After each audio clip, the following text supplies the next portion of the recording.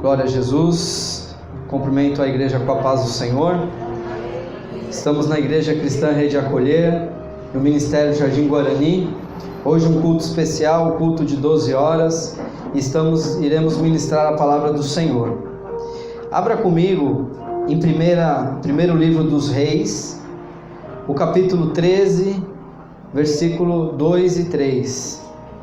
Primeiro livro dos Reis, capítulo 13, versículo 2 e 3. Enquanto você abre, eu vou fazer mais uma oração. Senhor, nosso Deus, nosso Pai, nós nos colocamos diante da Tua presença, diante desta palavra, Senhor, que será ministrada. Pai querido, te agradeço, Senhor, porque até aqui o Senhor tem nos sustentado, até aqui o Senhor tem manifestado a Tua presença, manifestado a Tua glória, Senhor. Estamos alegres de poder estar na Tua presença, Pai. Por isso, Senhor, faça a Tua obra agora, a partir desta ministração, que o Senhor possa romper com toda a nossa teologia, romper com todo o nosso eu. Pai querido, em nome do Senhor Jesus Cristo, faça a Tua obra, Pai. A igreja é Tua, as ovelhas são Tuas e a palavra é Tua, Senhor. Por isso, Pai, faça, Senhor, aquilo que lhe aprouver. Dai-me, Senhor, a Tua unção, dai-me, Senhor, a Tua graça, dai-me, Senhor, o Teu poder para poder manifestar, não aquilo que eu quero dizer, mas aquilo que o Senhor quer entregar para a sua igreja neste dia que se chama hoje. Em nome do Senhor Jesus Cristo, eu entrego aos teus cuidados tudo que for dito, seja para a tua glória, seja para o teu louvor, em nome de Jesus. Amém. Primeiro livro dos Reis, capítulo 13, versículo 2 e 3. Amém?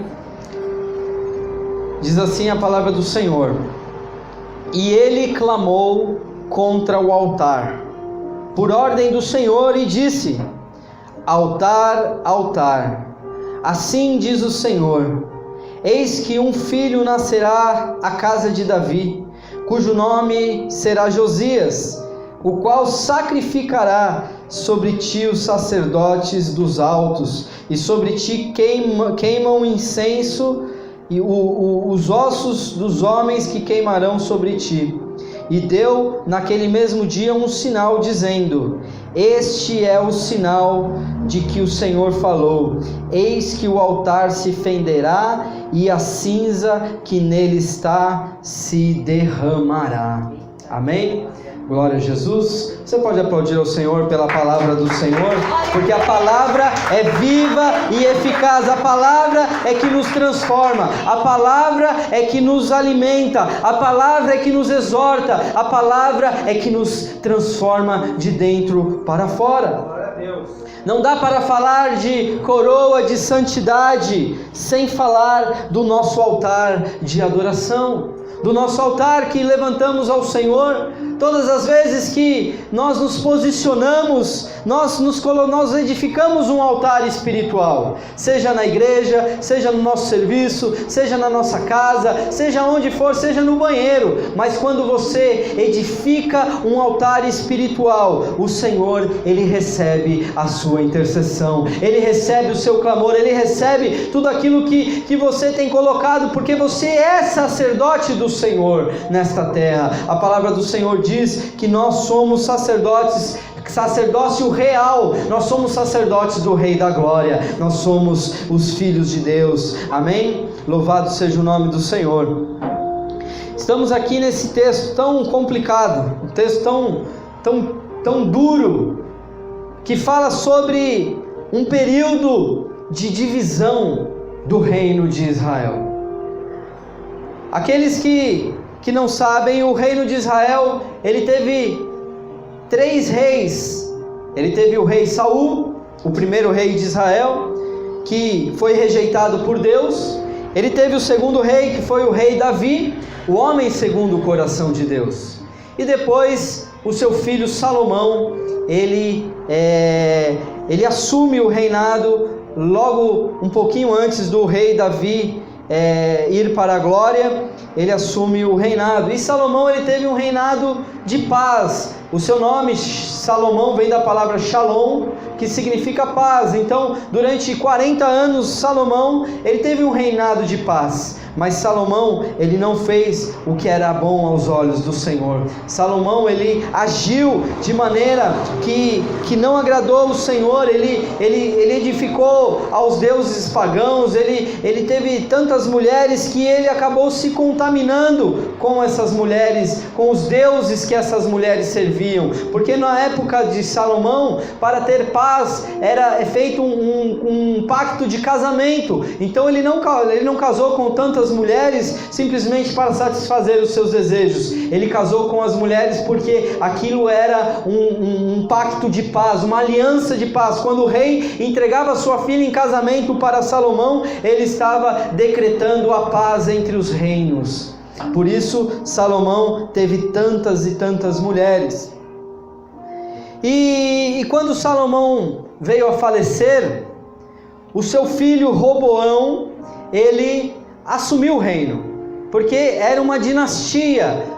Davi passou o reino para o seu filho Salomão, e Salomão passou o reino para o seu filho Roboão. Então era uma dinastia que seguiria a casa de Davi, reinando perpetuamente diante do povo de Israel, porque essa era a promessa do Senhor, a promessa que já figurava a origem do Messias, o filho de Davi, aquele que viria, aquele que reinaria por toda a eternidade, aquele que é o Rei da Glória, aquele que é o meu Rei, aquele que é o seu Rei, Jesus Cristo. Ele é o Rei da Glória e Ele reina eternamente. Ele vai reinar em nossas vidas por todos os dias, porque somos a sua noiva, somos a sua igreja que ama e busca o Senhor Jesus.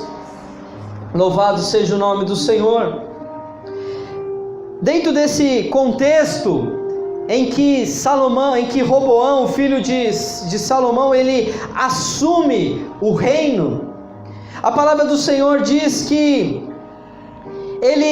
os povos de Israel, as tribos de Israel, elas se achegaram até Roboão, filho de Salomão, e pediu para que Roboão aliviasse o fardo de impostos, de servidão que o rei Salomão tinha posto sobre o povo.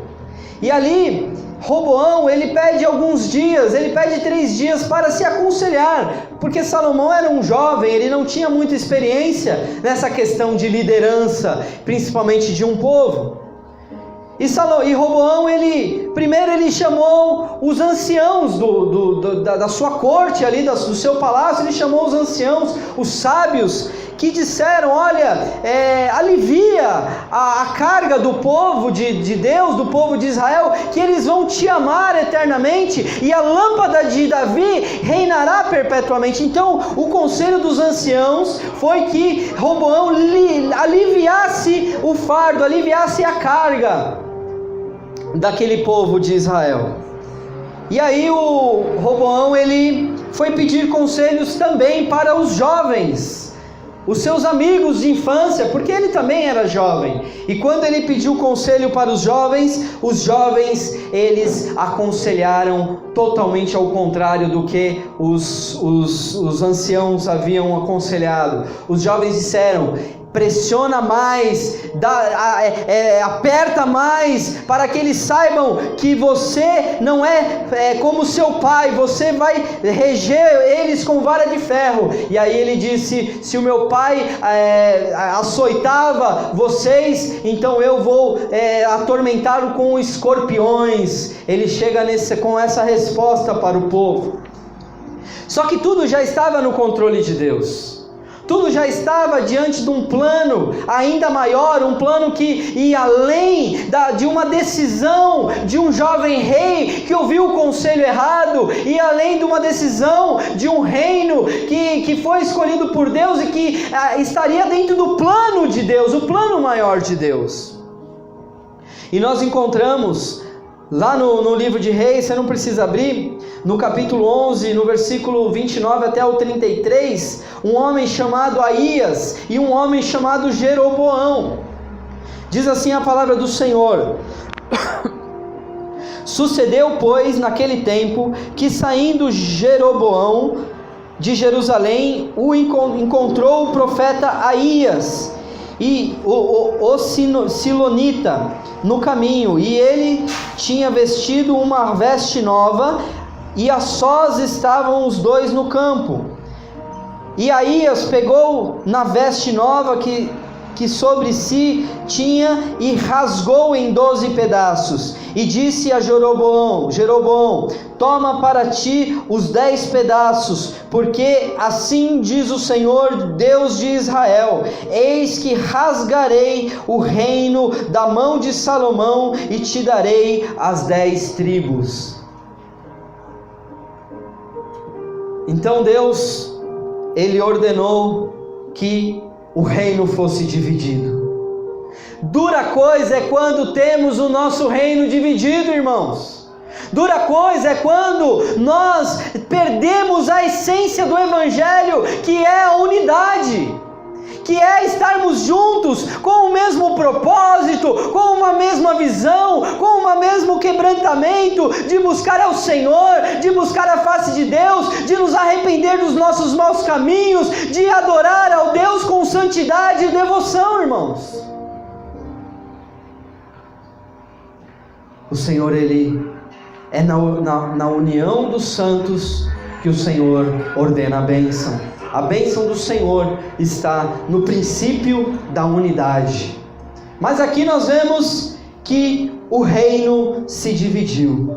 O reino que era de Salomão, ele ficou dividido. 10 tribos foi destinado a um homem chamado Jeroboão, e as outras 2 tribos de Judá e Benjamim ficou com Roboão, e eles se tornaram inimigos. O povo que outrora era irmãos, o povo que outrora iam no templo do Senhor para adorar ao Senhor, adorar o mesmo Deus, agora estava dividido, agora tinham 2 caminhos diferentes. Muitas vezes Deus provoca algumas coisas nesse sentido, dessa maneira, algumas divisões na nossa vida, para que a gente possa tomar uma escolha, para que a gente possa tomar uma decisão, porque o Senhor, Ele preza pela unidade, e muitas vezes nós precisamos tomar a decisão de estar unidos.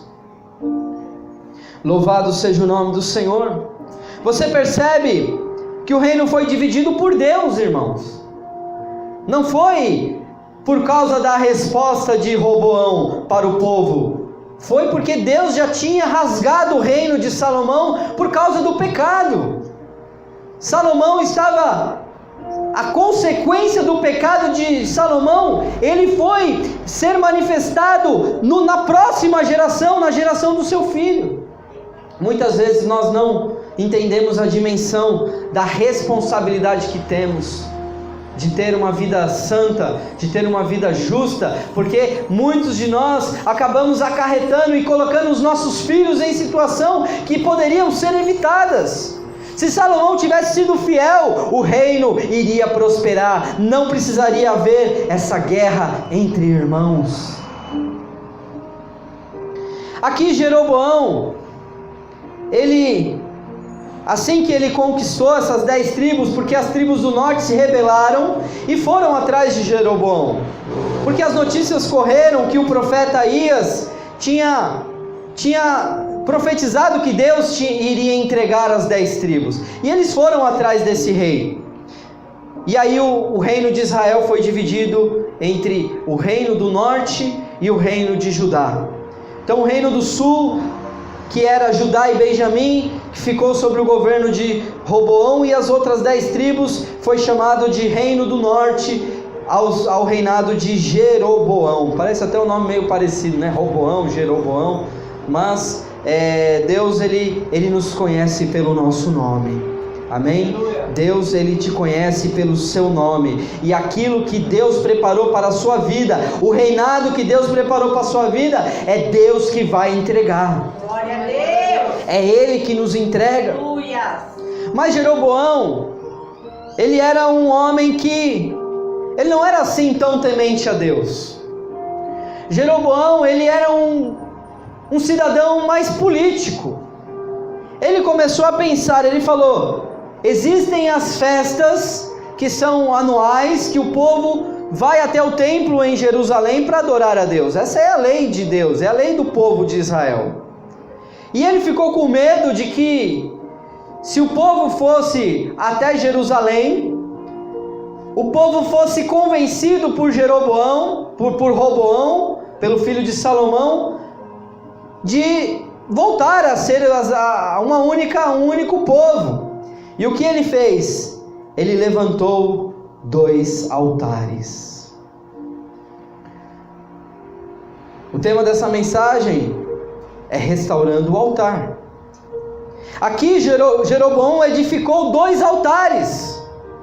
Mas primeiro, a motivação que Jeroboão teve para edificar esse altar não foi correta. Jeroboão edificou o altar não porque teve vontade de adorar a Deus, não que ele pretendia que o povo chegasse ao Senhor, mas ele levantou esses 2 altares para manter o povo longe de Judá, para manter o povo longe do altar em que Deus havia ordenado que fosse edificado. Ele tinha a motivação errada. Não adianta estarmos na igreja, irmãos. Muitos de nós acabam tendo a motivação errada. Muitos de nós se achegam na igreja, se tornam um excelente religioso, mas com a motivação errada. E Jeroboão também, ele teve um método errado, ele utilizou da maneira errada, porque Deus, ele tem princípios, irmãos. As coisas de Deus não são de qualquer maneira. Deus, ele não é bagunçado, as coisas de Deus. Cada um faz o que quer, cada um chega e usa as coisas de Deus da maneira que bem entende. Não é dessa maneira. Nós temos aprendido que Deus, ele chamou uns para profetas, outros para apóstolos, outros para pastores, outros para evangelistas e mestres. Deus, ele ordena o seu reino e distribui a autoridade para os seus santos. Aqui, Jeroboão escolheu o povo que não era da tribo de Levi para ser sacerdotes dos seus altares. Ele escolheu as pessoas erradas, que Deus não havia permitido que participassem do ofício sacerdotal. Muitos de nós estamos sujeitos a erro, irmãos. Somos pastores, ordenamos ministros, ordenamos cooperadores, ordenamos diáconos, ordenamos homens e mulheres de Deus para o ministério. Estamos sujeitos a errar, irmãos. Mas a maneira correta o Senhor coloca em nossos corações. A maneira correta é nós observarmos a palavra do Senhor, que coloca as maneiras que nós devemos fazer para executar a obra do Senhor. E Jeroboão não se atentou para isso. Jeroboão simplesmente estabeleceu: quem quer ser sacerdote? E aí alguns se manifestaram: eu quero. E ali ele fez esse sacerdócio, levantou esse corpo sacerdotal, esse corpo ministerial. E por último, Jeroboão, ele não teve o propósito correto quando ele edificou esses 2 altares. Porque, como eu disse, ele não estava edificando um altar para adorar o Deus de Israel. Ele edificou 2 altares, um em Dan e outro em Betel, e ele fez 2 bezerros de ouro. Ele colocou um bezerro de ouro em cada altar e disse: esse é o Deus de Israel que vos tirou da terra do Egito. E o povo se corrompeu mais uma vez em adorar deuses estranhos que não era o Deus de Israel. Mas aqui nessa passagem de Jeroboão, nós temos aqui um contexto profético de um homem de Deus que nem é citado o seu nome na palavra. Ele é chamado simplesmente de homem de Deus. Porque eu e você, irmãos, somos vitrine. As pessoas, elas olham para mim e para você, E nós temos a responsabilidade de trazer um bom testemunho aonde quer que nós andemos, irmãos.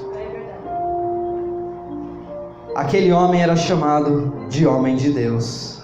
As pessoas não conheciam ele simplesmente pelo nome que a mãe e o pai deu para eles. As pessoas olhavam para ele e viam que ele era um homem de Deus. As pessoas precisam olhar para nós e falarem: olha, aí vai um homem de Deus, aí vai uma mulher de Deus, aí vai um cristão, aí vai um seguidor de Cristo, aí vai um adorador do Cordeiro. E esse homem de Deus, ele chega até Jeroboão. Esse homem de Deus, ele recebe uma palavra profética, e ele vai sem medo, porque muitas vezes Deus nos colocará em situações difíceis, em situações que nós temos que ter ousadia, que nós teremos que ter coragem para enfrentar e dizer: assim diz o Senhor. Esse homem de Deus, ele profetiza, ele chega até Jeroboão e ele profetiza que haveria um filho de Davi chamado Josias, que queimaria os ossos dos falsos sacerdotes de Jeroboão sobre o altar. Olha a ousadia deste homem de Deus. O rei de Israel, o rei das tribos do norte, o rei que era poderoso, ele era um rei cruel. Aquele homem de Deus não temeu, nem mesmo pela sua própria vida. Ainda que eu morra, ainda que eu seja preso, mas eu vou entregar o recado de Deus para aquele homem. Aleluia. E ele chega com o dedo em rispe, e olha para aquele rei, e diz, e profetiza contra o altar. Ele diz: altar, altar, assim diz o Senhor, eis que um filho nascerá na casa de Davi, cujo nome será Josias. Você sabe o que significa o nome Josias? Josias significa: o Senhor traz salvação. Eita glória, aleluia. O Senhor traz salvação. Aleluia, aleluia. Esse Josias, que seria um rei futuro, que cumpriria essa profecia, ele também aqui é uma figura de Jesus Cristo, porque nenhum altar que foi edificado com uma motivação errada, da maneira errada e com o propósito errado, ficará de pé, porque o Filho de Deus, Jesus Cristo de Nazaré, o Deus é a salvação, ele vai fender o altar. Glória a Deus, aleluia, Jesus. Há muito altar, irmãos, que não agradam o coração de Deus. Há muitos altares que estão contaminados. Há muitos altares que estão ruídos pela imundícia do pecado. Há muitos altares de sacerdotes que já perderam o temor ao Senhor. E quando ele profetiza contra esse altar, ele profetiza um sinal. E ele diz: e deu naquele mesmo dia um sinal, dizendo: este é o sinal de que o Senhor falou: eis que o altar se fenderá, e a cinza que nele está se derramará. O homem de Deus, ele profetizou, e no versículo 5 do capítulo 13, a palavra do Senhor diz assim: e o altar se fendeu, e as cinzas se derramou do altar, segundo o sinal que o homem de Deus apontara por ordem do Senhor.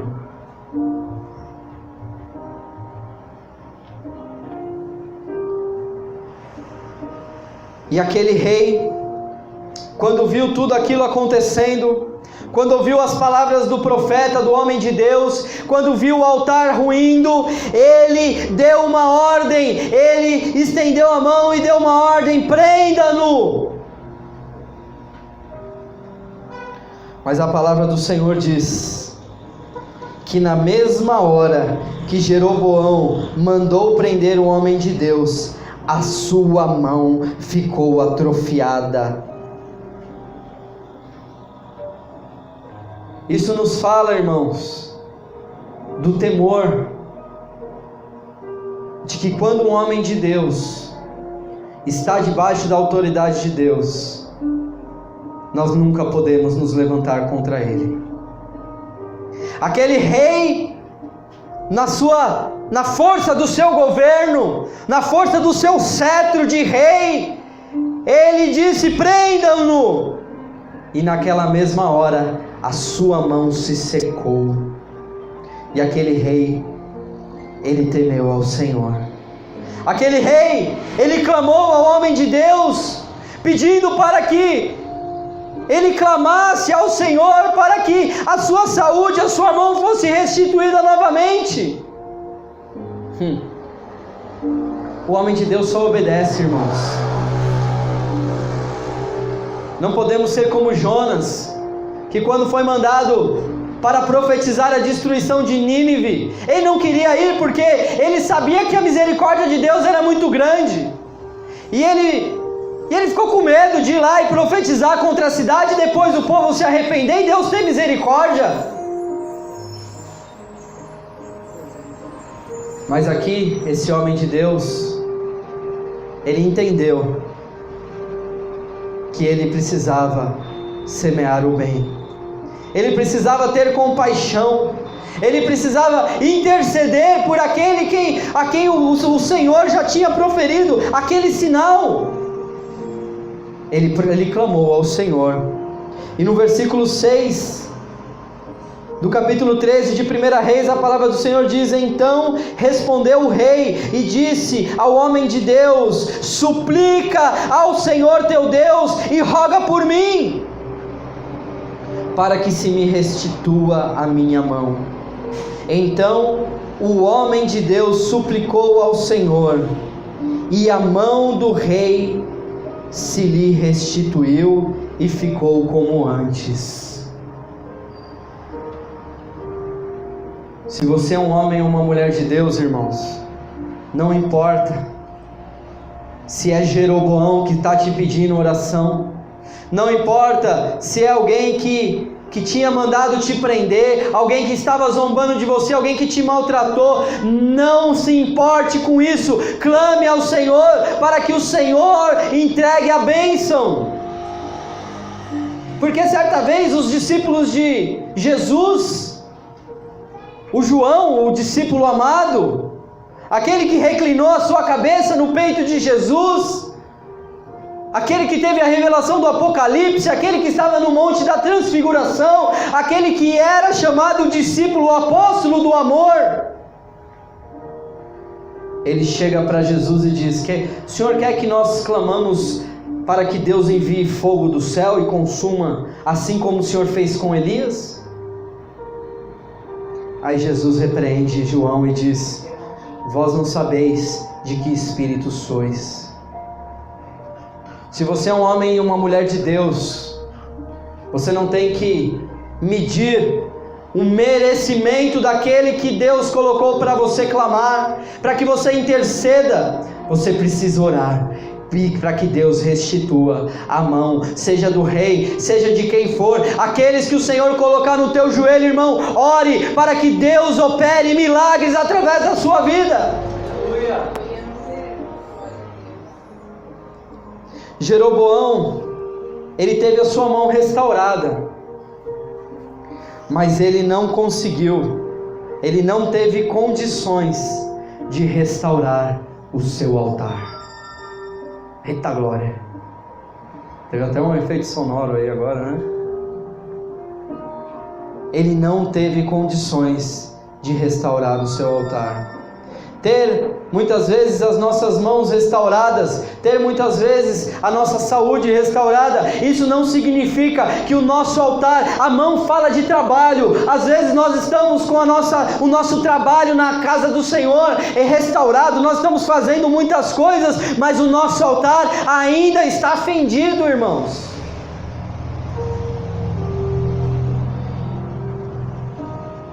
Se o nosso altar está ligado à nossa vida espiritual, então devemos nos atentar a pelo menos em 3 aspectos. O primeiro é o altar do arrependimento. Precisamos restaurar o altar do arrependimento. O arrependimento significa mudança de mente. Arrependimento vem da palavra metanoia, que significa mudança de mente. Em Mateus capítulo 9, versículo 13, a palavra do Senhor diz: ide, porém, e aprendei o que significa misericórdia quero e não sacrifício, porque eu não vim chamar os justos, mas os pecadores ao arrependimento. Existe um chamado para nos arrependermos dos nossos pecados. Deus está nos chamando para nos convertermos. Deus está nos convidando a se achegar a Ele e receber a cura, receber a bênção da restauração, da regeneração. O Senhor, os justos não precisam de médico, os sãos não precisam de médico, mas Ele veio chamar os justos, os pecadores, para o arrependimento. Como eu citei na outra ministração, o arrependimento é uma mudança de mente. Em Romanos capítulo 12, versículo 2, a palavra do Senhor diz: e não sede conformados com este mundo, mas sede transformados pela renovação do vosso entendimento, para que experimenteis qual seja a boa, agradável e perfeita vontade de Deus. Arrependimento, irmãos, não é tristeza. Arrependimento não é sentimento. Arrependimento é decisão. Arrependimento é tomar uma posição em Deus acerca do nosso pecado e dizer: chega, eu não quero mais, eu não vou mais pecar contra o meu Deus. Aleluia. É posicionamento, é dizer basta. E hoje, irmãos, é possível. Não é fácil, mas é possível. Porque antes éramos escravos do pecado, antes nós estávamos presos, nós não tínhamos controle sobre nós mesmos, mas agora o Senhor nos deu a possibilidade de estar livres, porque foi para a liberdade que o Filho nos libertou, e se o Filho vos libertar, verdadeiramente seremos livres para a glória do Senhor. Aleluia! Nós não somos mais escravos do pecado, mas o problema é que o pecado satisfaz a nossa carne. O problema é que o pecado, ele nos seduz a um momento de prazer, ele nos seduz a uma satisfação momentânea, mas que paga um preço alto. Veja o pecado de Salomão.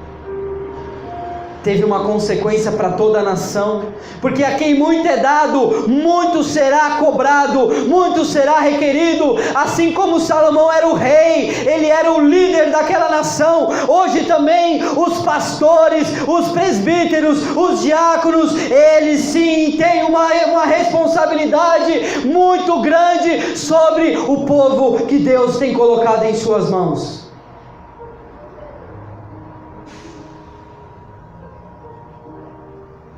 Se você, irmão, é pastor,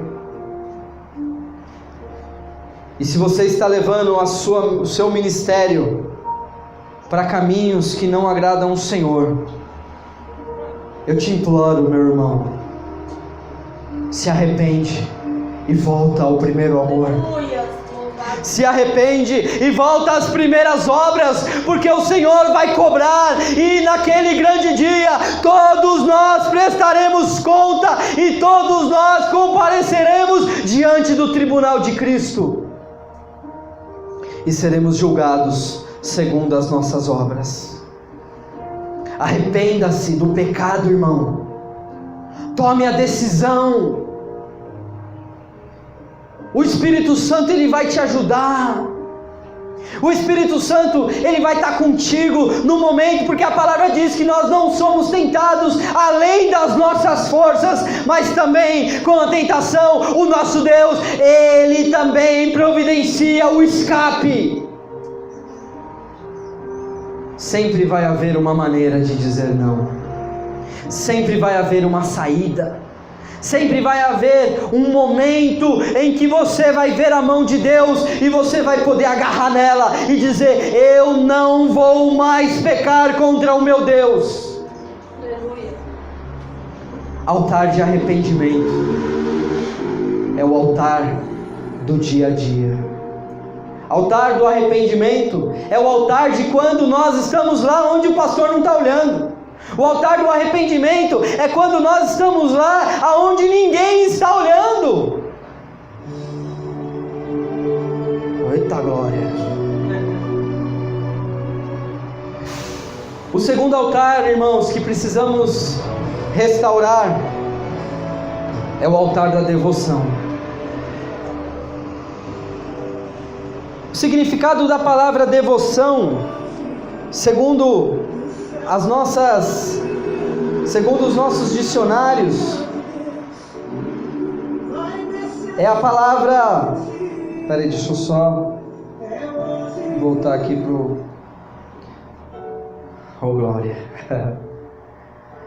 a palavra devoção significa observância de práticas religiosas e piedosas, significa também veneração especial. Altar de devoção, irmãos, é quando você não abre mão do teu momento com Deus, seja na sua casa, seja na igreja, no culto, quando os irmãos estão reunidos na casa do Senhor para adorar.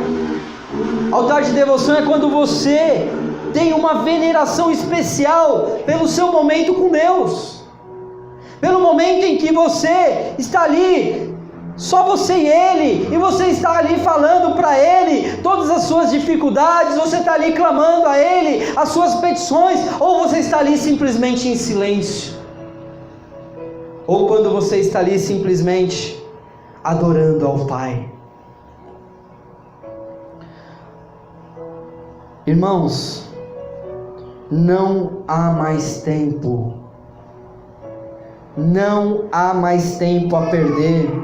Em Isaías capítulo 55, versículo 6, a palavra do Senhor diz: buscai ao Senhor enquanto se pode achar, invocai-o enquanto está perto. Não sou eu que estou dizendo, irmãos. A palavra diz que temos que buscar enquanto podemos achar, invocar o seu nome enquanto Ele está perto. Haverá um momento que muitos vão clamar e não haverá resposta. Muitos vão clamar e naquele grande dia o Senhor falará: apartai-vos de mim, que eu não vos conheço. Existe um preço a pagar, irmãos, pelo altar de devoção. Jeremias capítulo 29, versículo 13, a palavra do Senhor diz: e buscar-me-eis e me achareis, quando me buscardes de todo o vosso coração. É de todo o vosso coração, não é só no culto no domingo, não é no culto só na sexta. Certa feita, um grande escriba da lei chegou para o Senhor e disse: Senhor, qual é o grande e maior mandamento? O Senhor Jesus, Ele responde: Amarás o Senhor teu Deus de todo o seu coração, de todas as suas forças, de toda a sua alma, de todo o seu entendimento. Buscar-me-eis e me achareis, quando me buscares de todo o vosso coração. Nós precisamos pagar o preço do esforço da devoção. E eu digo isso a começar por mim. Não basta vir na igreja pregar uma palavra abençoada, se eu mesmo lá na minha casa não levantar o meu altar de devoção ao Senhor. Eu preciso sair daqui desse dia e restaurar o meu altar de devoção.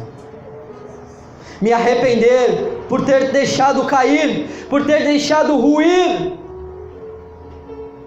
e restaurar, dizendo: Senhor, eu vou estar aqui na tua presença, eu vou estar aqui todas as vezes que o Senhor me chamar, eu vou estar aqui todas as vezes para te agradecer e para clamar pelo teu santo nome, para invocar o teu nome, porque diz a tua palavra: todo aquele que invocar o nome do Senhor, esse será salvo. Aleluia. Louvado seja o nome do Senhor. E o último altar que precisamos restaurar é o altar da santidade. A palavra do Senhor, há muitas expressões no hebraico, no grego, há muitas palavras que refletem essa condição de devoção, essa condição de santidade. Mas nós temos uma palavra, que é a palavra Kodesh, é uma palavra hebraica, que significa sacralidade, posto à parte, significa separado. Quando nós falamos de santidade, irmãos, nós falamos de uma consciência de separação. Consciência de que você está neste mundo, mas você não pertence a este mundo, irmão. Você foi comprado por um alto preço, o preço do sangue do Cordeiro, o preço que foi derramado naquela cruz, para que hoje você tivesse vida e vida em abundância. Santidade, coroa de santidade, é consciência de separação. Eu não vou me envolver com esse tipo de coisa, porque eu sei que eu pertenço ao Senhor. Glória a Deus, aleluia. Eu não vou cometer esse tipo de pecado, porque eu sei que isso não agrada ao meu Deus. Aleluia. Coroa de santidade, altar de santidade, é você se separar para dizer: Senhor, eu sou teu e tu és meu. A outra palavra que também fala sobre santidade no grego é a palavra hagiotes, que significa santidade num sentido moral. Todos nós sabemos o que é certo e o que é errado. Todos nós sabemos, irmãos, em um sentido moral, aquilo que devemos fazer. A consciência precisa pesar em nossos corações, amém? Glória a Jesus. Em 1 Tessalonicenses capítulo 4, versículo 7, a palavra do Senhor diz: porque não nos chamou Deus para a imundícia, mas para a santificação. Deus nos chamou para ser santos, assim como Ele é santo. Coroa de santidade é buscar levantar o altar das nossas atitudes, o altar daquilo que nós fazemos que não agrada ao Senhor, e poder purificar pelo sangue do Senhor, porque Deus não nos chamou para a imundícia, Deus nos chamou para uma vida de santidade, para uma vida de santificação, porque a santificação é um processo de uma vida toda, mas nós precisamos começar a partir de já. Aleluia. A partir de agora, irmãos. deixando as coisas que para trás ficam, prossigamos para as que estão adiante de nós. Vamos buscar, Senhor. Vamos buscar, Senhor, a coroa de santidade, em nome de Jesus. Em Hebreus capítulo 12, versículo 14, a palavra do Senhor diz: segui a paz com todos e a santificação, sem o qual ninguém verá o Senhor. Segui a paz com todos e a santificação, sem o qual ninguém verá o Senhor. Se sem santificação ninguém verá o Senhor, então com santificação é possível contemplar a face do nosso Deus. Se você ama esse Deus, se você quer ver a face dele, então se santifica, irmão. Vai em busca da sua santificação, porque você vai ver a glória de Deus, porque você vai ver a face do nosso Senhor, e você vai poder ver aquilo que ele tem preparado para a minha vida e para a sua vida. Glória a Deus. Se sem santificação ninguém verá o Senhor, então eu quero ser achado na congregação dos santos. Eu quero ser achado junto com aqueles que vão ficar de pé diante do Rei da Glória, irão clamar dizendo: Santo, Santo, Santo, Santo é o Senhor dos exércitos, toda a terra está cheia da sua glória. Aleluia! Louvado seja o nome do Senhor. Irmãos, essa mensagem deve estar em nossos corações, deve estar cravada em nossos corações, porque sem uma restauração sincera e humilde de nossa vida espiritual, não poderemos levantar os altares vivos, para que o Senhor Jesus seja entronizado em nossos corações. Não seja como Jeroboão, que teve a sua mão restituída, mas o altar estava fendido. Mas busque a restauração do altar do arrependimento, do altar da devoção e do altar da santidade, e Deus irá te honrar em nome de Jesus. Você pode aplaudir ao Senhor em nome de Jesus. Que Deus abençoe, que essa palavra tenha falado fortemente nos seus corações em nome de Jesus.